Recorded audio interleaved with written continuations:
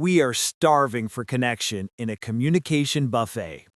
We text, call, and comment more than any generation in history. Yet, loneliness rates are skyrocketing.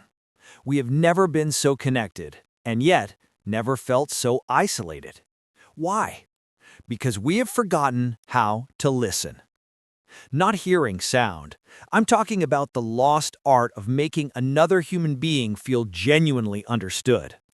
Most of us think we are good listeners. We nod, we stay quiet, we have the best intentions. But ask yourself, when was the last time you genuinely changed your mind based on something someone said? When was the last time you left a conversation feeling energized instead of drained? In this video, we're going to expose the uncomfortable truth about why our default listening skills fail us. We'll explore the neuroscience behind why trying to help often backfires. And, surprisingly, the skill most of us pride ourselves on, the ability to solve problems quickly, is precisely what is silently destroying our relationships. If you are ready to upgrade from dueling monologues to genuinely deep connections, this is your blueprint. Welcome to Psych Blueprint. Why is listening so hard? Don't we just sit there and take in information? This is the old paradigm. It's the belief that listening is passive. Imagine your mind as a navigation system. The old paradigm treats listening like a basic sonar system. It sends out a ping. It waits for data to bounce back.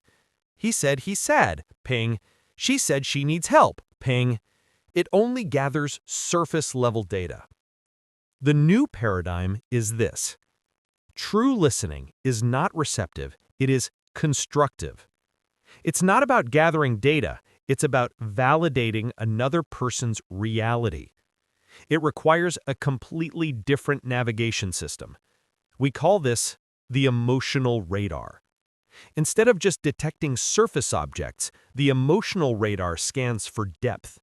It looks for the undercurrents of emotion, the hidden values, and the unmet needs beneath the words. This distinction is everything. To understand how this radar works, we need to understand the 3 levels of listening. Most people operate at the first 2 levels, and getting stuck at level 2 is why most of your conversations end in frustration. Level 1 is internal listening. Honestly, this isn't really listening at all. This is when you are physically present, but your mind is elsewhere. You're thinking about what you're going to say next. You're judging. You're preparing your rebuttal. The conversation is just an excuse for you to express your opinion. It's a monologue disguised as a dialogue.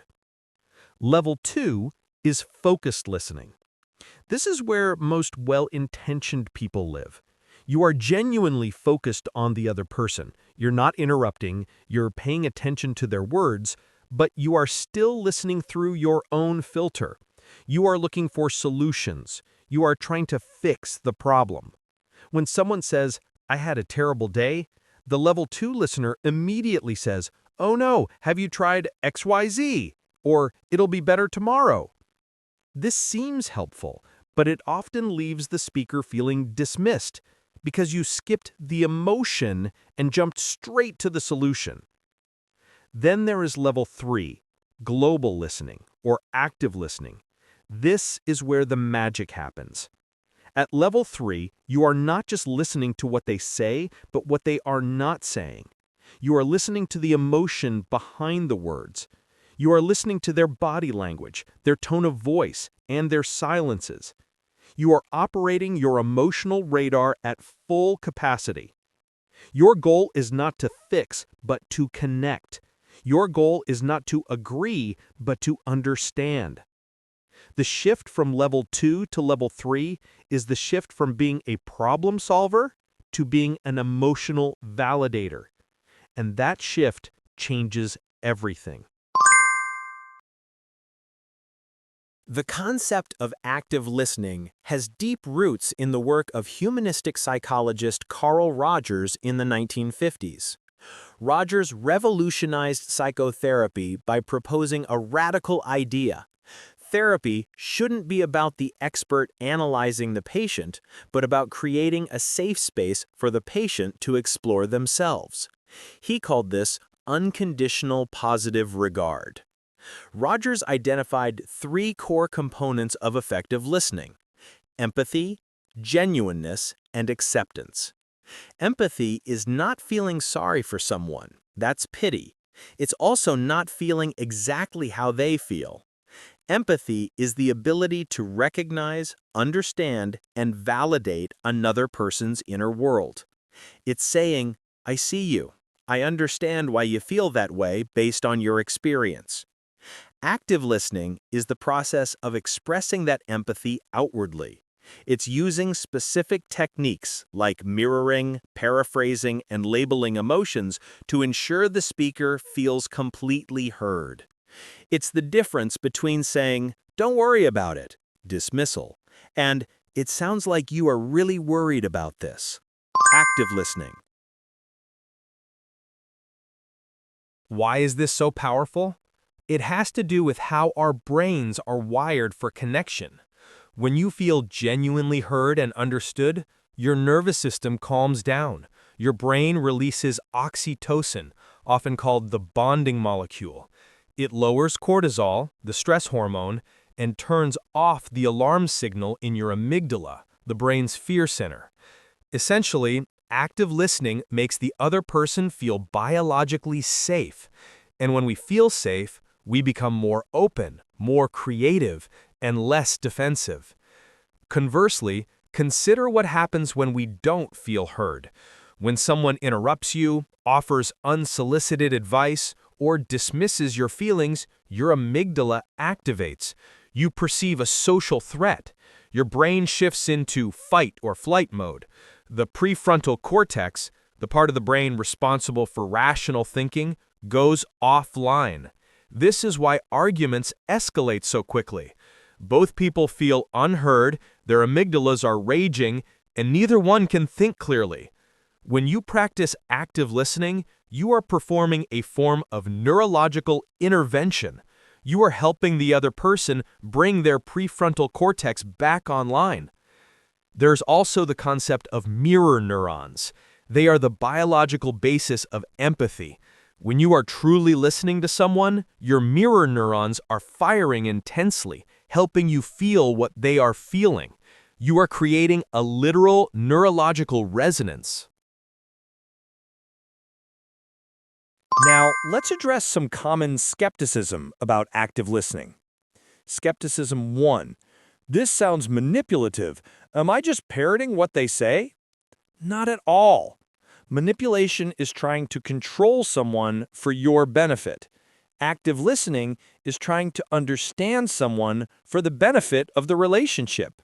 The difference is intent. If you are genuinely curious and caring, it will never feel fake. Skepticism 2. But what if they are wrong? Do I have to agree with nonsense? This is a crucial point. Validation does not equal agreement. You can completely disagree with someone's conclusion, but you can still validate their feelings. For example, if a friend says, "My boss hates me. He's always criticizing my work," you don't have to say, "Yeah, your boss is terrible." Instead, you can say, "It sounds like you are feeling really undervalued and frustrated by his feedback." You are validating their emotional experience as real without validating the objective truth of their accusation. It's a subtle but powerful distinction. Skepticism 3.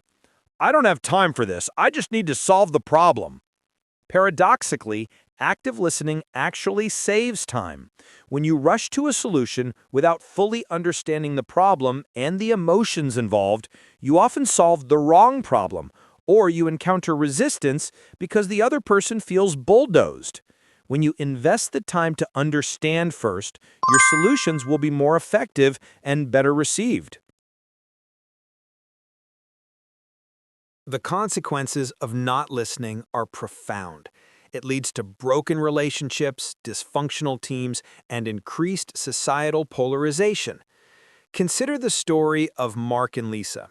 They have been married for 5 years and they keep having the exact same argument. It always starts with something small, like the housework. Lisa comes home from a long day and sees the house is a mess. She says, "I can't believe you didn't clean up. You know how busy I was today." Mark, who was working from home, immediately gets defensive. "I was working too. I had a critical meeting. You always overreact." This is where the conversation derails. Both are operating at level 1 and level 2. They are attacking and defending. Mark is focused on the facts. He was busy. Lisa is focused on the facts. The house wasn't clean. But the argument isn't really about the housework. It's about appreciation and support. Let's rewind and see what happens if Mark uses his emotional radar. Lisa says, "I can't believe you didn't clean up." Instead of getting defensive, Mark pauses, he looks at her body language, he hears the exhaustion in her voice, he activates his radar. He says, "It sounds like you had a really exhausting day, and seeing this mess makes you feel overwhelmed and unsupported." Suddenly, the conversation shifts. Lisa no longer needs to defend her feelings. She feels validated. She might say, "Exactly, I feel like I'm drowning." Now they are having a real conversation about balance and support, not a shouting match about the cleaning schedule. This shift doesn't just apply to romantic relationships. It's the cornerstone of effective leadership. In every area of life, the ability to make others feel understood is a superpower. How do you upgrade your sonar system to an emotional radar? It's not an overnight switch. It's a process of deliberate practice. Here is the 3-phase blueprint to becoming an elite active listener. The first step is recognizing your default listening habits. You need to calibrate your radar by clearing the interference. Here is your exercise. Conduct the silence audit. For the next 3 days, pay attention to the silence in your conversations. When the other person stops talking, how long do you typically wait before responding? Most people wait less than a second. Your challenge is to increase that pause to 3 to 5 seconds. This pause serves 2 purposes. First, it gives the other person space to complete their thoughts. Often the most important thing they want to say comes after a pause. Second, it gives you time to manage your internal noise. Notice the urge to jump in, offer advice, or share your own story. These are the conversation hijackers. The most common hijackers include the fixer, immediately offering solutions; the competitor, responding with a story of your own; the interrogator, asking too many closed-ended questions. Recognizing your default hijacker is the first step to neutralizing it. Once you have created space, you need to fill it with validation. This is the core of active listening. There are 3 powerful techniques for this. Technique 1, mirroring. This is the simplest technique. It's simply repeating the last few or most important words the other person just said with a curious tone. If they say, "I'm really struggling with this new project at work," you can mirror, "Struggling with the new project?" This signals you are listening and encourages them to elaborate. Technique 2, paraphrasing. This is summarizing what the other person said in your own words. It proves you not only heard them, but are processing the information. Example, "So if I understand correctly, you feel the project is overwhelming because the deadlines are unrealistic, is that right?" Technique 3, emotion labeling. This is the most powerful technique. It's used extensively by FBI hostage negotiators to defuse tense situations. It involves identifying the emotion behind the words and labeling it calmly. Use phrases like, "It sounds like you are feeling," "It seems like you are." Example, "It sounds like you are feeling really frustrated and a bit anxious about meeting these expectations." When you label an emotion, you are helping the other person process it. It reduces the intensity of the emotion, a phenomenon known as affect labeling. You are putting your emotional radar to work. The final phase is moving beyond just receiving and validating to exploring deeper. This is where you help the other person reach new insights. This requires replacing closed-ended questions with powerful, open-ended questions. Closed-ended questions usually start with is, are, do, or why. They often lead to one-word answers or make the other person defensive. Open-ended questions usually start with what or how. They invite exploration and reflection. Instead of asking, "Why are you upset about that?" demands justification. Ask, "What about this situation upsets you the most?" invites exploration. Instead of asking, "Have you tried talking to your boss?" closed question suggests solution. Ask, "How do you envision an ideal outcome for this situation?" Open question focuses on goals. The goal of empathic inquiry is to keep the spotlight on the other person. You are acting as a curious guide, not a judge or a savior.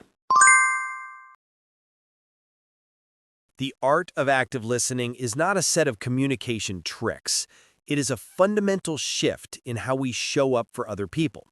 It is the choice to let go of the need to be right, to be the smartest, or to be the most helpful person in the room, and instead, choosing to be the most connected. We started by recognizing that our default sonar system, just looking for data and solutions, is insufficient in the complex world of emotional experiences. We needed to upgrade to the emotional radar. We learned to calibrate our radar by embracing silence and identifying our conversation hijackers. We activated our validation engine through mirroring, paraphrasing, and emotion labeling. And we went deeper using empathic inquiry. The result is not just better communication, it's richer relationships, deeper trust, and the sense of authentic connection we all crave. Listening is one of the greatest gifts we can give another person. When you listen to someone fully, you are telling them, "You matter. Your experience is valid. You are not alone." And in our noisy, distracted world, that gift of presence is priceless. Here is my challenge to you. In your very next conversation today, try using the emotion labeling technique once. Just say, "It sounds like you are feeling," and see what happens. Then come back here and share your experience in the comments. I read every single one. Thank you for watching Psych Blueprint. Keep building a more meaningful life.